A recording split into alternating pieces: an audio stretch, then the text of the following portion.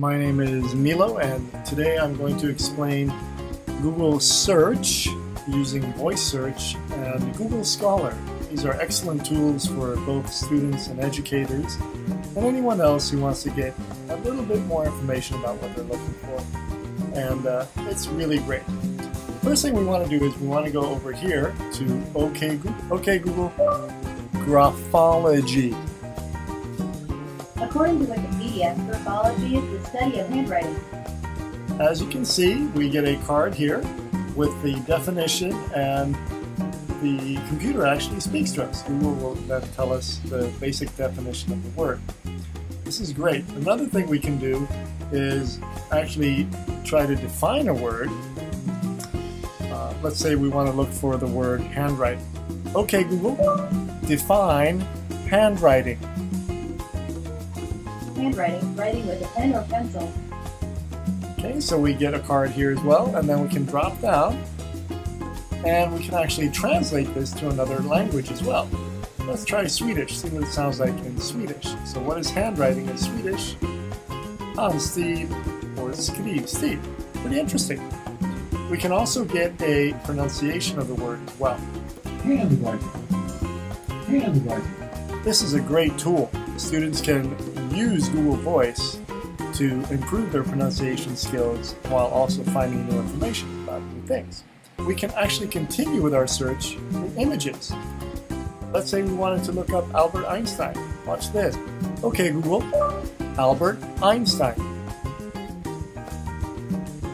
And actually the search will yield images.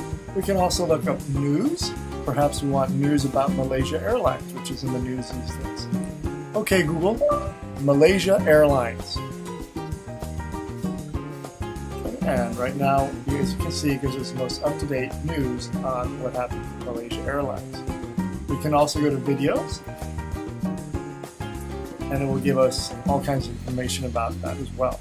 But let's say we want to search for another video. Let's say we're interested in jazz guitar, and so we'll say, okay, Google, jazz guitarists.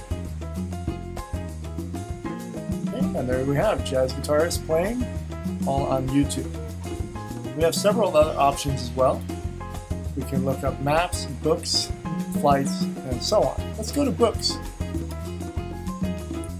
Okay, Google, Shakespeare. And you can see all kinds of works on Shakespeare. We also have this function here called Search Tools. Now, Search Tools allows us to have more advanced search options. We can search any books, documents, any time frame, and sort by relevance as well. Google Scholar. Okay, Google, Google Scholar. Okay, so Google Scholar is fantastic. And this one does not really allow for any voice search, so we're going to have to type in what we're looking for. Let's continue with our theme. And you'll notice up here on the left, you'll see the first option is always articles. We can move down to case laws, federal courts, California courts, because of course Google is in California. You can go to My Library. You can actually save everything into your library. You can create labels. These are very useful. To create a label, simply click here, and then let's call your label Create. And now we have a label here, which we can edit. We can change it anytime we want, or we can simply delete it if we don't want to keep it. So labels are basically places where you can, it's like a folder where you can save all of your research. And that pretty much covers Google Search, voice search, and also some basic introduction to Google Scholar.